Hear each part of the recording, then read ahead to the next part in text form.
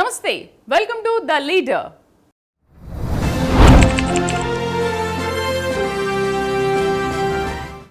రాజకీయం అంటే పదవి కోసం పరిగెత్తడం కాదు. రాజకీయం అంటే తాను నమ్మిన సిద్ధాంతం కోసం పోరాడటం, తన మీద నమ్మకం ఉంచిన వారి కోసం నిలబడటం, నమ్మకాన్ని వమ్ము చేసిన వారిని ఎదిరించడం కూడా. ఇలా సూటిగా మసులుకునే క్యారెక్టర్లు రాజకీయాల్లో కొందరే ఉంటారు. అలాంటి వారి చుట్టూ వివాదాలు ముసురుకున్నా ఎక్కడా రాజీ పడకుండా మళ్ళీ ప్రజాక్షేత్రంలోకి దూసుకెళ్తారు. ఒక్కోసారి వారు పార్టీల కన్నా అధినేతలు ప్రవర్తించే తీరే ముఖ్యమని భావిస్తారు. వారితో పొసగకపోతే గుడ్ బై చెప్పడానికి కూడా వెనకాడరు. అలాంటి ఒక సంచలనాత్మకమైన పొలిటీషియనే తోట త్రిమూర్తులు. కొంతకాలంగా స్తబ్దుగా ఉన్న త్రిమూర్తులు ఇప్పుడు మళ్ళీ జూలు విదిలిస్తున్నారు. మరి ఇంతకాలం ఆయన స్తబ్దుగా ఉండడానికి కారణాలేంటి? ఇప్పుడు రేసులోకి రావడానికి ప్రోత్సహించే అంశాలేంటి?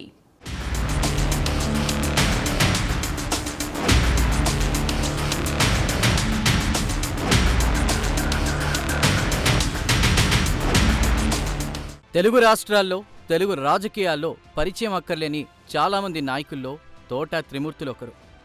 కాపు సామాజిక వర్గంలో ఫైర్ బ్రాండ్ నేతగా పేరొందిన ఆయన పెద్దగా చదువుకోకపోయినా రాజకీయాలు ప్లే చేయడంలో పట్టభద్రుల్ని కూడా మించిపోయారంటారు. ఎంతటి టాప్ లీడర్లైనా నిలదీయడం తోట నైజంగా చెబుతారు. చంద్రబాబుతో తలపడిన, జగన్ను నిలదీసిన తోటకే చెల్లిందని రాజకీయ విశ్లేషకులు చెబుతారు. ఆయన పాలిటిక్స్లో ఫక్తు రాజకీయాలు మాత్రమే కాదు, కాపు సమాజం కోసం ఉద్యమించిన చరిత్రను కూడా ఎవరూ విస్మరించలేరు.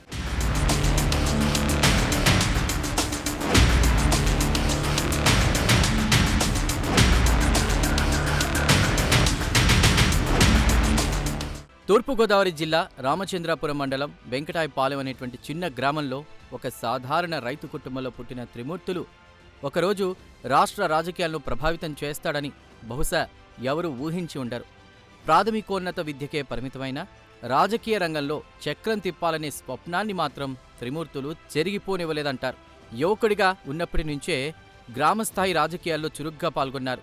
1982లో ఎన్టీఆర్ టీడీపీ స్థాపించిన తరువాత ఆ పార్టీలో చేరి రామచంద్రాపురం నియోజకవర్గంలో బలమైన నేతగా ఎదుగుతూ వచ్చారు.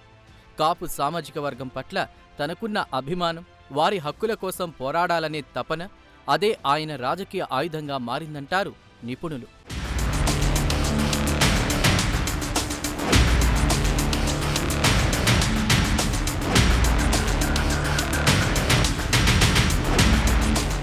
కాపు రిజర్వేషన్ ఉద్యమాల్లో ముద్రగడ పద్మనాభం, సలాది స్వామినాయుడు వంటి నేతలతో కలిసి తోట త్రిమూర్తులు చురుగ్గా పాల్గొన్నారు. తూర్పుగోదావరి జిల్లాలో కాపు సమాజానికి బలమైన గొంతుకగా నిలిచారు. అప్పటి నుంచే ఆయన పేరు కాపు సమాజంలో మార్మోగడం ప్రారంభమైంది. దాంతోనే రాజకీయాల్లో మెరుపులు మెరిపించాలంటే కులాన్ని మించిన బలం లేదనేది ఆయనకు తెలిసొచ్చిందంటారు. ఇక ఆ క్రమంలోనే 1994లో అసెంబ్లీ ఎన్నికలొచ్చినప్పుడు త్రిమూర్తులు రామచంద్రాపురం నుండి పోటీ చేయాలని నిర్ణయించుకున్నారు. తెలుగుదేశం టికెట్ కోసం ప్రయత్నించారు. కానీ అప్పట్లో కొందరు నియోజకవర్గ టీడీపీ నాయకులు అడ్డుపడ్డారు. ఆ కారణంగా పార్టీ టికెట్ దక్కలేదు. అయినా త్రిమూర్తులు వెనుకడుగు వేయలేదు. సాధారణ నాయకుడైతే వెనుతిరిగేవాడే, కానీ త్రిమూర్తులు సాధారణ నాయకుడు కాదు. టికెట్ ఇవ్వని వైనాన్ని మనస్సు మీదకు తీసుకున్నారు. ఒకంత అవమానంగా ఫీలయ్యారు. ఆ మానసిక పెనుగులాట నుంచే పట్టుదల ఉత్పన్నమైంది. ఫలితంగా స్వతంత్ర అభ్యర్థిగా గంట గుర్తుపై బరిలోకి దిగారు త్రిమూర్తులు. ఆయన పట్టుదల ఫలించింది. రాజకీయ అనుభవం లేకపోయినా, పార్టీ బలం లేకపోయినా స్వతంత్ర అభ్యర్థిగా విజయం సాధించారు త్రిమూర్తులు. ఆ గెలుపు తోట రాజకీయ చరిత్రలో తొలి మైలురాయి అయిందంటే అతిశయోక్తి కాదు.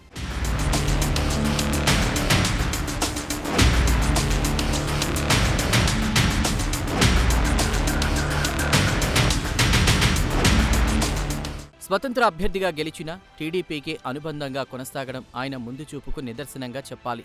ఎన్టీఆర్ తర్వాత అధికారంలోకి వచ్చిన చంద్రబాబు నేతృత్వంలో టీడీపీలో చేరిపోయారు. 1999 ఎన్నికల్లో టీడీపీ అభ్యర్థిగా రామచంద్రాపురం నుండి మళ్లీ పోటీ చేసి మరోసారి విజయం సాధించారు. 2 గెలుపులతో రామచంద్రాపురంలో తోట పేరు ప్రతి ఇంటికి చేరిపోయిందంటే అతిశయోక్తి కాదు. ఆయన ఒక స్థిరమైన ప్రొఫెషనల్ రాజకీయ నాయకుడిగా ఎదిగారనే చెప్పాలి. ఎన్నికల తర్వాత తోట రాజకీయ ప్రస్థానం కీలకమైన మలుపు తిరిగింది. తోట త్రిమూర్తులకు పిల్లి సుభాష్ చంద్రబోస్కు ఉన్న రాజకీయ వైరం మరింతగా ముదిరింది. బోస్ ఉన్న వైసీపీలోకే తోట కూడా వెళ్లడం సంచలనం రేపింది. తూర్పు జిల్లా రాజకీయాల్లో హాట్ టాపిక్ గా మార్చింది. ఆ ఎన్నికల తర్వాత తోట వరుసగా ఎదురుదెబ్బలు తిన్నా నియోజకవర్గంలో తన ఉనికిని కొనసాగించడమే కాదు, ఇంటర్నల్ గా మరింత బలపడేలా చేసుకున్నారంటారు. అందుకు తోట వేసిన పాచికలు ఆసక్తిగా ఉంటాయంటారు రాజకీయ పరిశీలకులు. అప్పటికే టీడీపీ సిట్టింగ్ ఎమ్మెల్యేగా ఉన్న త్రిమూర్తులు 2004లో అదే పార్టీ నుంచి పోటీ చేశారు. కానీ రాష్ట్రంలో గాలి మారింది. వైఎస్ఆర్ నేతృత్వంలో కాంగ్రెస్ అలజడి సృష్టిస్తోంది. అది టీడీపీకి ఎదురుగాలి వీస్తున్న సమయం. ఆ ఎన్నికల్లో తోట త్రిమూర్తులు టీడీపీ అభ్యర్థిగా రామచంద్రాపురం నుండి పోటీ చేశారు. అటు కాంగ్రెస్ నుంచి పిల్లి సుభాష్ చంద్రబోస్ పోటీ పడ్డారు. వైఎస్ హవాలో తోట ఓటమి చెందారు. అదే మొదలు తోటకు బోస్కు మధ్య రాజకీయ వైరానికి బీజం వేసినట్లయింది.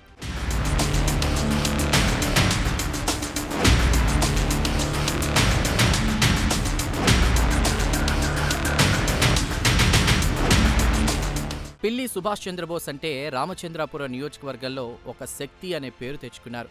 వైఎస్ఆర్ హయాంలో మంత్రిగా పనిచేశారు. తర్వాత జగన్ హయాంలో కూడా మంత్రి పదవి అనుభవించారు. అధికారం చేతిలో ఉంది, నియోజకవర్గంలో పట్టుంది. అటువంటి నేతను ఓడించడం తోటకు రాజకీయ సవాల్గా మారింది. ఇరువురి మధ్య పచ్చగడ్డి వేస్తే భగ్గుమనే వైరం నడిచింది. ఒకే నియోజకవర్గం, ఒకే లక్ష్యం, కానీ ఇద్దరూ ఒకే వేదికపై కూర్చోలేని పరిస్థితి.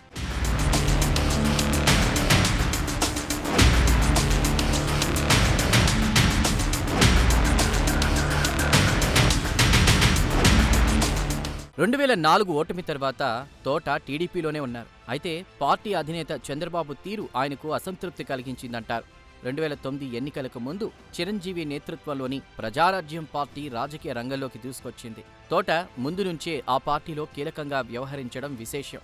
ఆ విధంగా తనకు నమ్మకమైన పార్టీ అని భావించి ప్రజారాజ్యంలో చేరారు. అప్పుడే ఒక సంచలన ఘటన జరిగింది.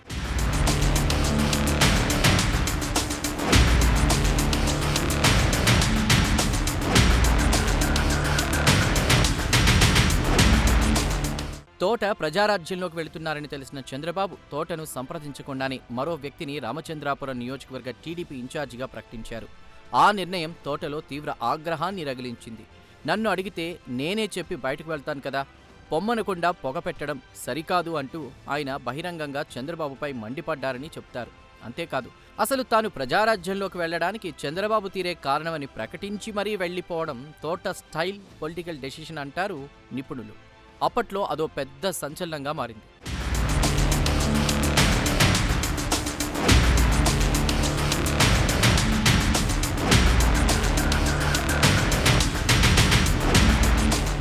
రెండు 2009 ఎన్నికల్లో ప్రజారాజ్యం అభ్యర్థిగా రామచంద్రాపురం నుండి పోటీ చేశారు తోట.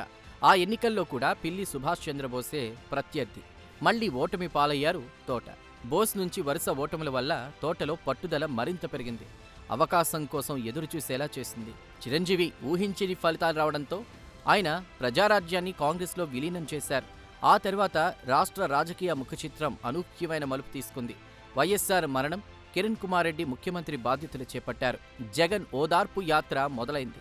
ఆ యాత్రకు మద్దతుగా ఆనాటి మంత్రి పిల్లి సుభాష్ చంద్రబోస్ కాంగ్రెస్కు రాజీనామా చేశారు. దాంతో రామచంద్రాపురంలో ఉప ఎన్నిక వచ్చింది. దాన్ని బంగారు అవకాశంగా మలుచుకోవాలనుకున్నారు తోట.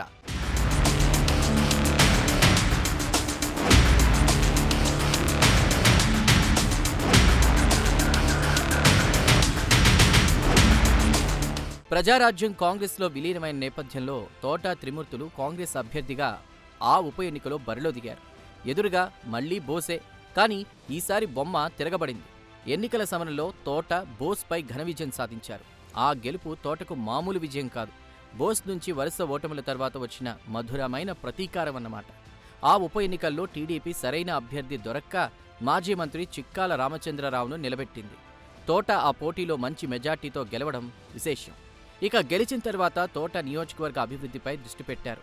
కిరణ్ కుమార్ రెడ్డి దగ్గర మంచి మార్కులు కొట్టేసి నియోజకవర్గాన్ని అభివృద్ధి పథంలోకి తీసుకువెళ్లారు. అయితే రాష్ట్ర విభజన రూపంలో మరో రాజకీయ ఉపద్రవం ముంచుకొచ్చింది. కాంగ్రెస్ గల్లంతైంది. రాజకీయంగా తోట మళ్లీ కొత్త నిర్ణయం తీసుకోవాల్సిన పరిస్థితి ఏర్పడింది.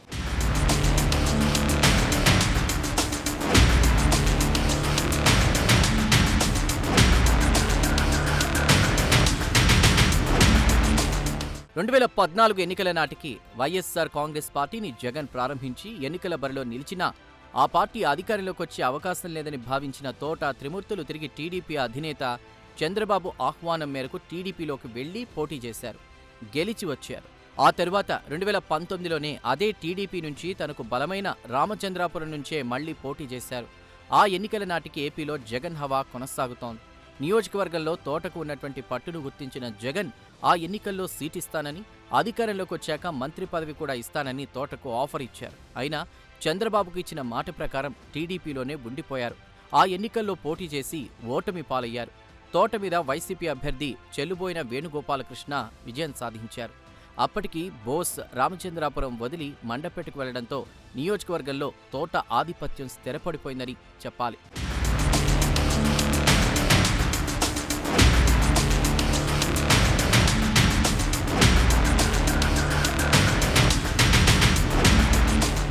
ఇక మండపేటలో పోటీ చేసిన బోస్ అక్కడ కూడా ఓడిపోయారు. అయినా జగన్ బోస్కు ఎమ్మెల్సీ పదవి, డిప్యూటీ సీఎం పదవి ఇవ్వడం విశేషం. ఎందుకంటే పార్టీలో బోస్ స్థానం పటిష్టంగా ఉంది. అయితే ఆ సమయంలోనే ఊహించని ఓ ట్విస్ట్ జరిగింది. ఎన్నికల తరువాత కొన్ని నెలలకు తోట త్రిమూర్తులు టీడీపీకి రాజీనామా చేసి వైసీపీలో చేరారు. ఈ నిర్ణయం అందర్నీ ఆశ్చర్యపరిచింది. ఎందుకంటే ఆ పార్టీలో బోస్ అప్పటికే పటిష్టంగా ఉన్నారు. రామచంద్రాపురంలో వేణుగోపాలకృష్ణ వైసీపీ ఎమ్మెల్యేగా ఉన్నారు. ఇద్దరికీ తోట వైసీపీలో చేరడం ఇష్టం లేదు. అయినా జగన్ తోట చేరికకు గ్రీన్ సిగ్నల్ ఇవ్వడం గమనించాలి. ఆ నిర్ణయంలోనే జగన్ వ్యూహం దాగి ఉందంటారు అనుభవజ్ఞులు. ఒకే నియోజకవర్గం నుంచి ఇద్దరు పటిష్టమైన నేతలు ఉన్నా ఆ ఇద్దరికి తోట త్రిమూర్తులతో పడదు అని తెలిసినా జగన్ తోటను పార్టీలోకి ఆహ్వానించారు. ఎందుకు ఇలా చేశారు? ఎందుకంటే ఏపీలో కీలకమైన కాపు రాజకీయ నేతల్లో తోటకు ఉండే కెపాసిటీ ఏంటో జగన్కు బాగా తెలుసు.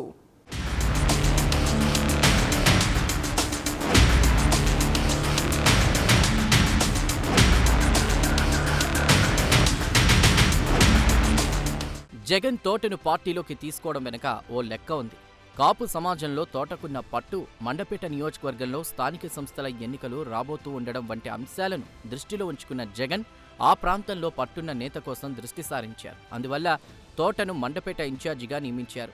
ఆ నియోజకవర్గంలో ఇన్ఛార్జిగా ఉన్నటువంటి బోస్ రాజ్యసభకు వెళ్లడం, మంత్రి పదవికి రాజీనామా చేయడంతో ఆ స్థానం వేణుకు దక్కింది. అయినా తోట మండపేట ఇన్ఛార్జిగా కొనసాగడం గమనించాలి.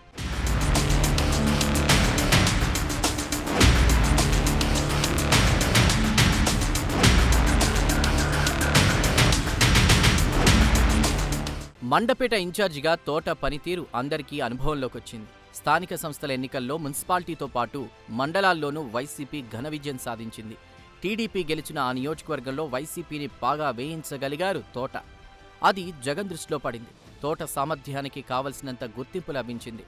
దానికి ప్రతిఫలం కూడా దక్కించుకున్నారు తోట. 2021 జూన్లో తోట త్రిమూర్తులు గవర్నర్ కోటాలో ఎమ్మెల్సీగా నియమితులయ్యారు. అసెంబ్లీ సీటు లేకుండా ఎన్నికల్లో ఓటమి చెందిన తర్వాత కూడా ఎమ్మెల్సీ పదవి సాధించడం, ఇది తోట రాజకీయ చాణక్యానికి నిదర్శనంగా చెబుతారు. ఒకప్పుడు సీటిస్తాను, మంత్రి పదవి ఇస్తాను అని ఆఫర్ ఇచ్చిన జగన్ చివరికి తోటకు ఎమ్మెల్సీ పదవి ఇవ్వడం ద్వారా ఆయనకు ప్రాధాన్యత ఇచ్చారు. తోటకు ఉండే రాజకీయ ప్రాధాన్యతకు అదో గుర్తింపు.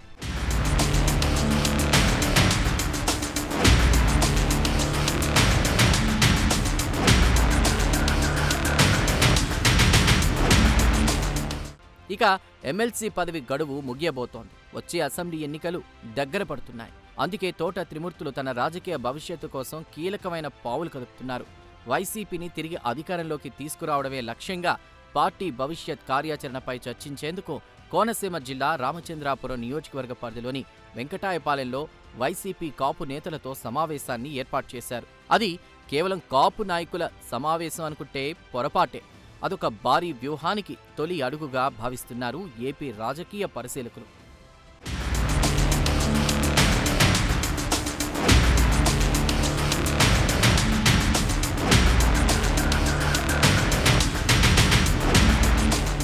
వైసీపీ కాపు నేతల సమావేశం తన ఆలోచన మాత్రమేనని, పార్టీ అధిష్టానానికి సంబంధం లేదని తోట త్రిమూర్తులు క్లారిటీగా చెబుతున్నారు. ఇది చాలా ముఖ్యమైన అంశం. పార్టీ అధిష్టానం ఆమోదం ఉన్నా లేకున్నా తాను అనుకున్నది చేస్తానని చెప్పకనే చెప్తున్నారని అనుకోవాలా? త్రిమూర్తులు గత చరిత్ర చూసినప్పటికీ గతంలో ఆయన వ్యవహరించిన తీరును గమనించినా అదే అభిప్రాయం కలగక మానదు మరి. రేపు జరగబోయేటువంటి సమావేశం ఏదైతే ఉందో అది ఇప్పటి వరకు టీవీల్లోని లేకపోతే సోషల్ మీడియాలోని రకరకాలుగా ఎవరికి నచ్చినటువంటి విధంగా స్పెక్యులేషన్లు వస్తున్నాయి. దీనికి నేను ఇచ్చే సమాధానం ఏంటంటే మా పార్టీకి సంబంధించినటువంటి ముఖ్య నాయకులందరినీ పిలిచి ఒకసారి మనం చర్చించుకుందాం అనేటువంటిది, సమావేశం నడుపుకుందాం అనేటువంటి ఉద్దేశం. ఎందుకంటే రాష్ట్ర వ్యాప్తంగా ఉన్నటువంటి ముఖ్యమైనటువంటి నాయకులందరూ వస్తే మనం ఏ విధంగా ఏ జిల్లాలో ఏ పరిస్థితులు ఉన్నాయి, ఏ విధంగా ఉంది, ఎలా ఉంది, ఏంటి, ఏ విధంగా దీన్ని ముందుకు తీసుకెళ్ళాలి అనేటువంటిది పార్టీ యాంగిల్లోనే కాదు, ఇది వేరే రకంగా మీరు రాసుకున్నట్టు లేకపోతే మీరు అనుకున్నట్టు మీరంటే బయట ఏదో దీని మీద రకరకాల అంటే ఒక రాజకీయ పార్టీగా సమీక్ష పెట్టుకుని మనం ఒకసారి మాట్లాడుకోవడం అనేటువంటిది నాకు అత్యంత సన్నిహితంగా ఉన్నటువంటి మిత్రులందరినీ కూడా పిలిచాను. ఒకసారి కూర్చొని మాట్లాడుకుందాం అనేటువంటి ఉద్దేశం తప్పితే అంత విజయం లేదు.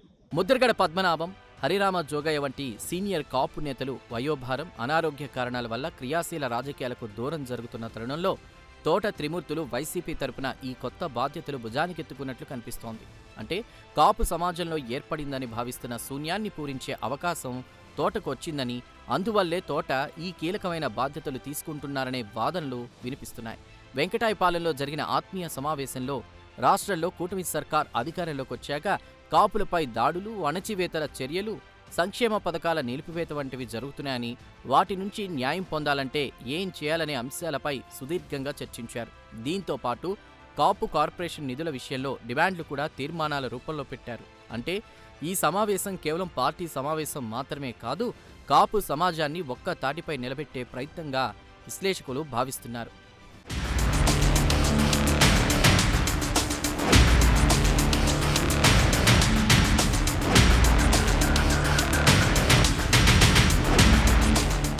అంబటి రాంబాబు, పేర్ని నాని వంటి నేతలతో పోలిస్తే తోట త్రిమూర్తులకు ఉన్న ఇమేజ్, వనరుల బలం, సమన్వయం చేసే శక్తి ఈ వ్యూహానికి ప్రధాన బలాలుగా భావిస్తున్నారు.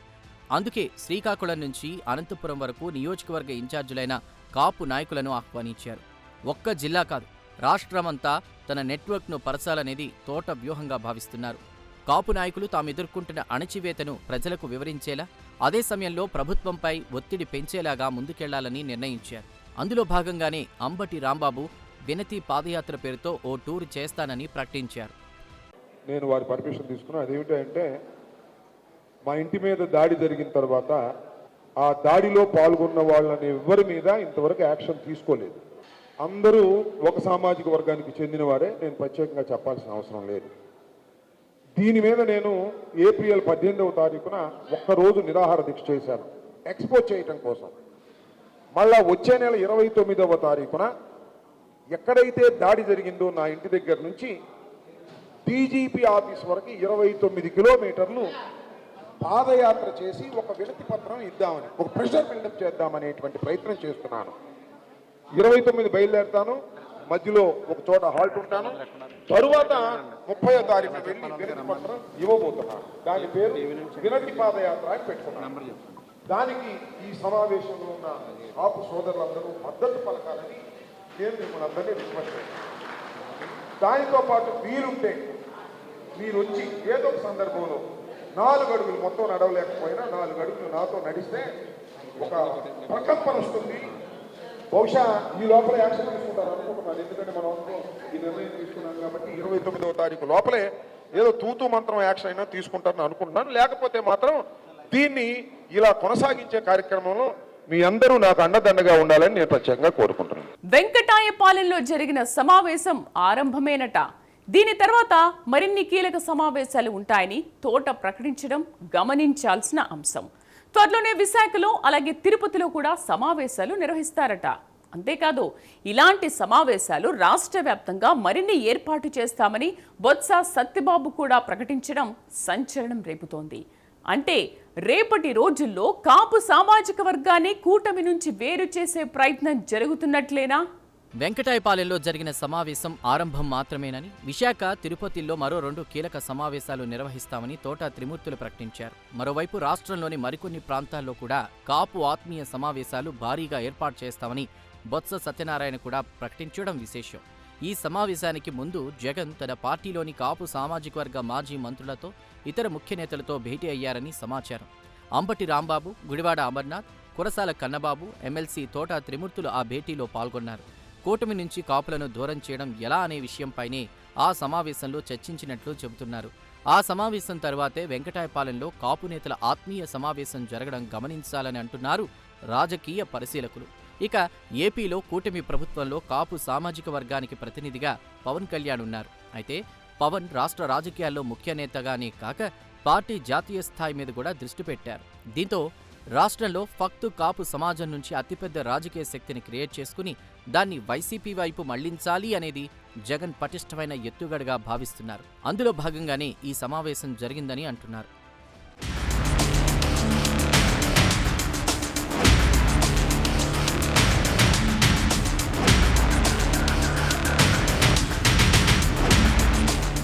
ఈ క్రమంలో తోట వ్యూహంలో ఇప్పుడు 3 కోణాలు స్పష్టంగా కనిపిస్తున్నాయని అంచనా వేస్తున్నారు.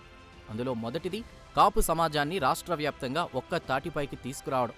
రెండోది కూటమి ప్రభుత్వంపై కాపుల్లో వ్యతిరేకత పెంచడం. ఇక మూడోది తన కుమారుడు తోట పృథ్వీరాజ్ను రాజకీయంగా పరిచయం చేయడానికి బలమైన వేదికను సిద్ధం చేయడంగా భావిస్తున్నారు. తాను ఎమ్మెల్సీగా జగన్ను కలిసినప్పుడు తన వెంటే వచ్చిన పృథ్వీ రాజకీయంగా తండ్రి నీడలో తర్ఫీదు పొందుతున్నారనే వ్యాఖ్యలు సర్వత్రా వినిపిస్తున్నాయి. తోట తన రాజకీయ వారసత్వాన్ని కూడా పటిష్టంగా కొనసాగించే వ్యూహం అమలు చేస్తున్నారని అంటున్నారు. అంటే ఒకే వ్యూహంలో 3 లక్ష్యాలను చేరుకోవడం అన్నమాట. ఇదే తోట మార్కు చాతుర్యంగా రాజకీయ పరిశీలకులు అభివర్ణిస్తున్నారు.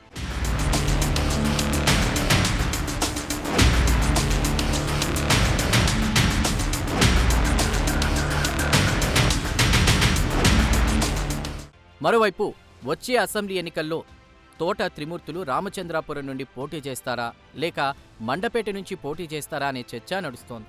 2 నియోజకవర్గాల్లోనూ తోట సమావేశాలు నిర్వహించడం వెనక ఆ వ్యూహమే కనిపిస్తోందంటున్నారు. ఏ నియోజకవర్గం నుండి పోటీ చేసినా కాపుల ఓట్లు తాను ఆకర్షించగలిగితే గెలుపు సులభం అవుతుందని తోట ముందే లెక్కలు వేసుకున్నారట. ఆయన టీడీపీలో ఉన్నా, కాంగ్రెస్లో ఉన్నా కాపు ఎమ్మెల్యేలందరినీ ఒకే తాటిపైకి తీసుకురావడానికి మొదటి నుంచి ప్రయత్నిస్తూనే ఉన్నారు. పవన్ కళ్యాణ్ జనసేన ఆరంభంలోనూ రాష్ట్రంలో కాపు నేతలతో కలిసి సమావేశం నిర్వహించారు తోట. అయితే అప్పుడున్న ఈక్వేషన్స్ దృష్టిలో పెట్టుకుని దూరం పాటించారంటారు. అయితే తోట ఏ పార్టీలో ఉన్నా కాపుల విషయంలో రాజీ పడే మనిషి కాదంటారు ఆయన గురించి తెలిసినవారు.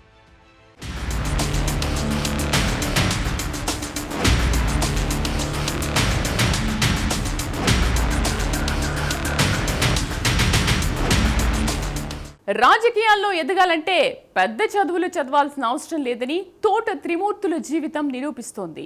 చిన్న చదువు అయినా రాజకీయ పాఠాలు నేర్చుకోవడంలో, వాటిని అమలు చేయడంలో ఆయన్ని మాస్టర్గా పేర్కొంటారు. ఓ పాత కేసులో శిక్ష పడినా, జైలు శిక్ష అనుభవించినా మళ్లీ రాజకీయంగా తన ప్రతిష్టను నిలుపుకోవడం తోటకే చెల్లిందని చెప్పాలి. ఒకవైపు కాపు సమాజానికి గొంతుకగా, అలాగే యావత్ ప్రజానికానికి రాష్ట్ర ప్రతినిధిగా తనను తాను పునఃప్రతిష్ఠించుకోవాలని తోట భారీ స్కెచ్తో ముందుకెళ్తున్నారు. ఈలోపు రేపేం జరుగుతుందో, వచ్చే ఎన్నికల్లో ఆయన ఏ నిర్ణయం తీసుకుంటారో, తన కుమారుడికి ఎలా ఎంట్రీ ఇప్పిస్తారనేవి ఆసక్తి రేపుతున్న అంశాలు.